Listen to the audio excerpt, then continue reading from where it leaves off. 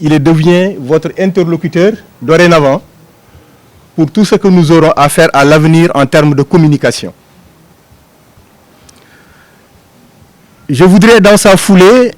vous présenter également M. Mbaye Babacar Sylla,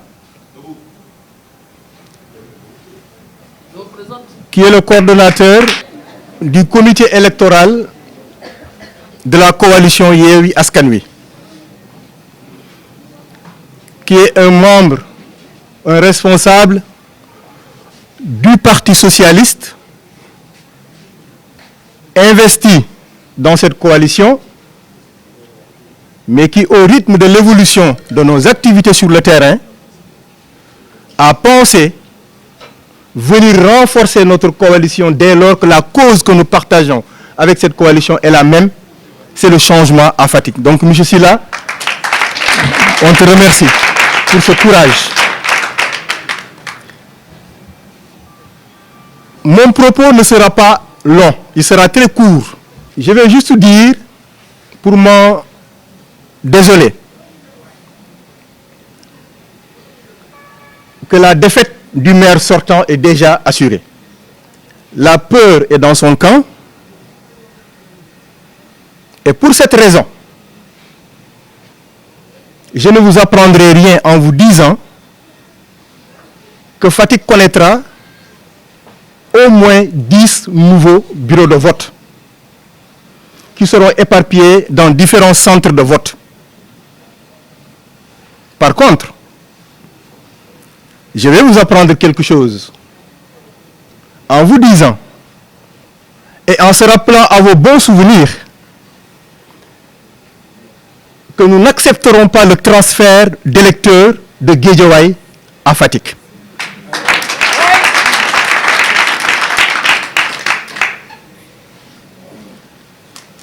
Il aurait été question de faire venir des Dakarois du département de Guédiawaye qui devront voter à Fatick, comme ce fut le cas en 2012, si vous vous souvenez, quand Bokardien, un de vos collègues, a été lynché chez lui parce qu'il a eu le courage de dénoncer un état de fait irrégulier. Et nous le dirons au nom des Fatickois que ces Dakarois qui chercheraient à faire voter à Fatick, qui chercheraient à être mobilisés pour venir voter à Fatick, qu'ils sachent que nous, Fatickois, nous reconnaissons. Et que ku fi mënti ñëw te doo Fatickois lu la dal yaa ko teg sa bopp. Ça, c'est un élément. L'autre élément, c'est lui, pour le maire sortant, qu'il sache et qu'il comprenne que aider le président de la République, il faut le faire dans les règles prévues par la loi. On ne peut pas aider le président a priori en voulant voter par le vol, tout en sachant qu'il a perdu les élections à Fatick. Loolu nag,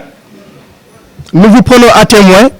et nous lançons un appel aux Fatickois. Nous lançons un appel à l'ensemble des coalitions à Fatick, comme un seul homme, pour que les élections se tiennent de manière régulière à Fatick et que les Fatickois soient appelés à voter et que les Fatickois choisissent leur maire librement. Et sur cette question, jaral nañu sunu bakkan. Parce que ay magum jëmm nañu, on n'acceptera pas liggéey ba fii benn samba boy bu tekkiwul dara qu'il veuille lui ravir la vedette aux uns et aux autres par le vol du sax wàllu gor. Ñun nag ànd nawle la ñuy ànd et on l'appelle au calme, on l'appelle à la sérénité. Saaga yeeg xasta yeeg yu bon yi muy wax gémmiñ guy nàcc du wax jàmm, loolu rek moo ko dal. Mais cette information nous la tenons de source bien vérifiée te xam ngeen ne en tout cas man Sori Kaba du ma waxantu. Pour ceux qui me connaissent bien savent que lu ma wax lu ne je suis prêt à en répondre devant le procureur avec des éléments de preuve.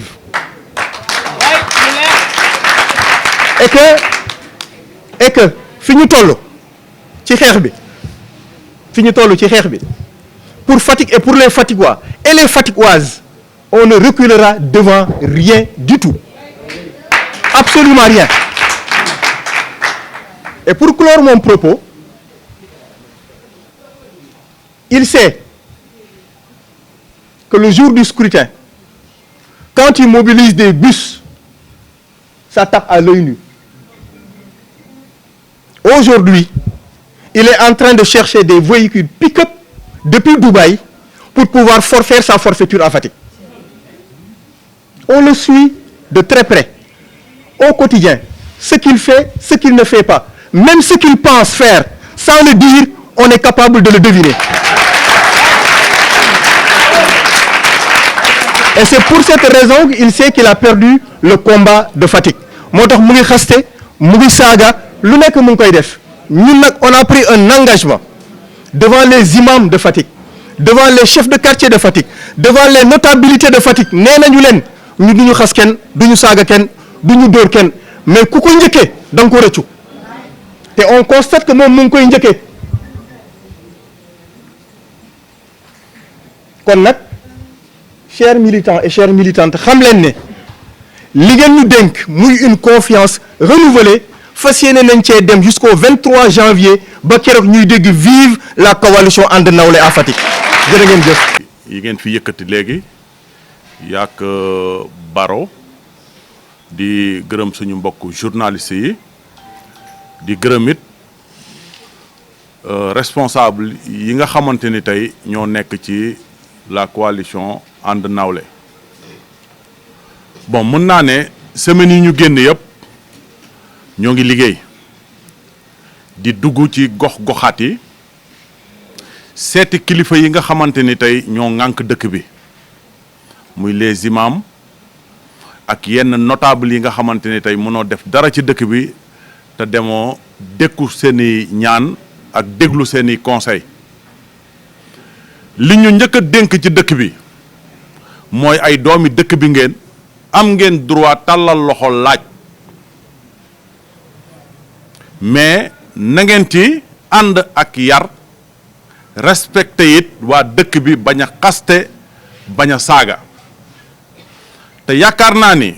ku gis coalition bi ñu ko composé xam ni kuy wax lu ñaaw nekku ci ndax yaakaar naa ni ku ragal fa nga jëm yaay utiliser ay baat yoo xam ne tey waroo ko yëkkati te soo ko yëkkatee ñi koy dégg nañ la xeeb ndax fi ñu jëm ñun dañ ko ñeme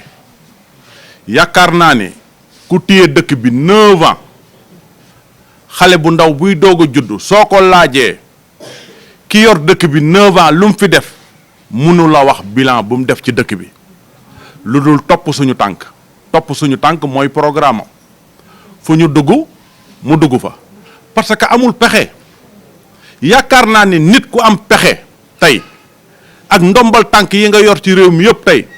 soo wóolu woon li ngay def tey yaakaar naa ni tey suñu tànk yooyu aajuwul nga ñuy topp ndax la nga liggéey ca dëkk ba war na la doy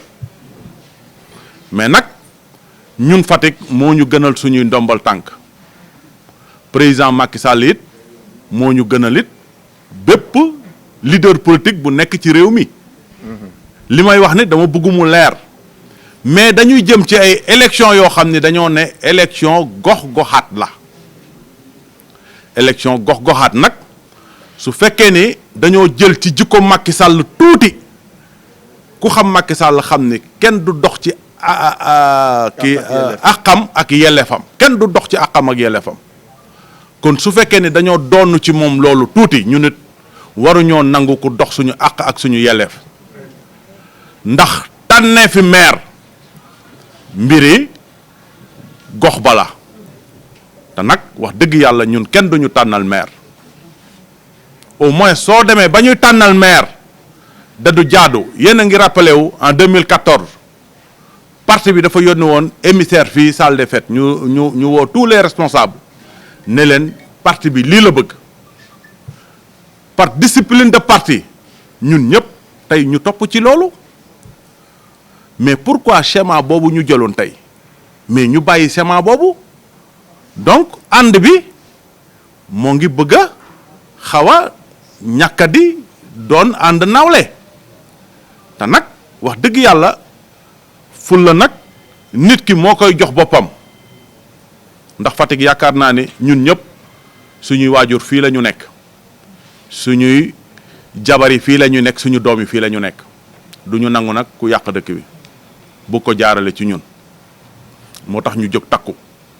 responsable yi toog nii yëpp tey kenn mënul wax APR génne leen ci ndax APR bokk nañ ci ñu sos APR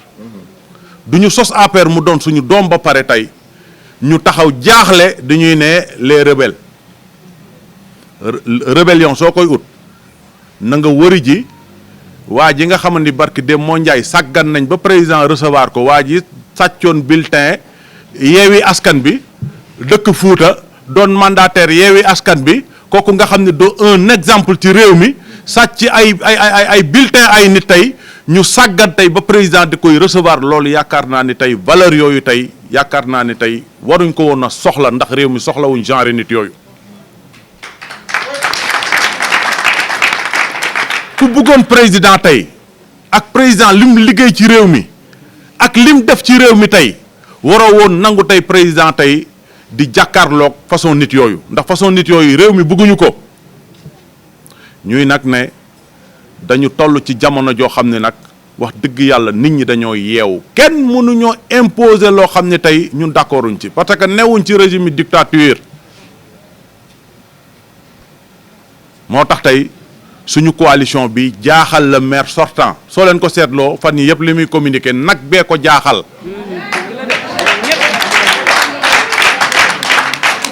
ndax wax dëgg yàlla nag bi moom dafa judd rek am tur ndax fu ñu romb rek xale yi dañuy ne waa nag bàngale parce que xam na ñi mu amal affaire ay élection dañ ko namp xam ko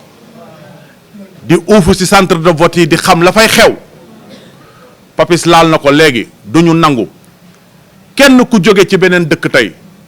ñëw di infiltrer tey doomi dëkk bi tey di voter leur place duñu ko nangu tey te suñ leen ko waxee ñoom war nañ ko gëm te lu mu leen jaral benn jaral nañu ko fukk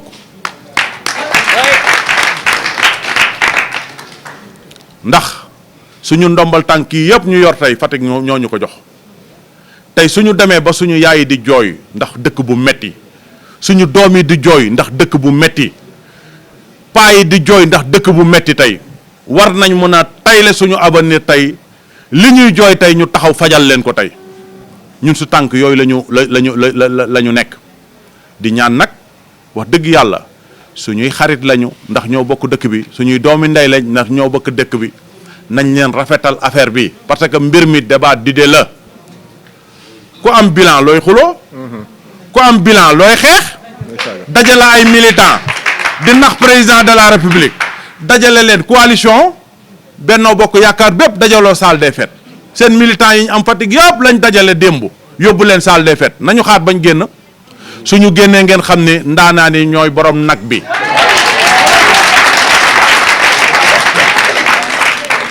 xam nga ku man looy def ku man da ngay dem ca bayal ba ñun suñ leen di invité terrain HLM lañ leen di yóbbu war a stade Massène Sène may lancer un appel son excellence le président Macky Sall élection ndaanaan nga ci mais gaañaa ngi lay nax gaañaa ngi lay booleeg say rak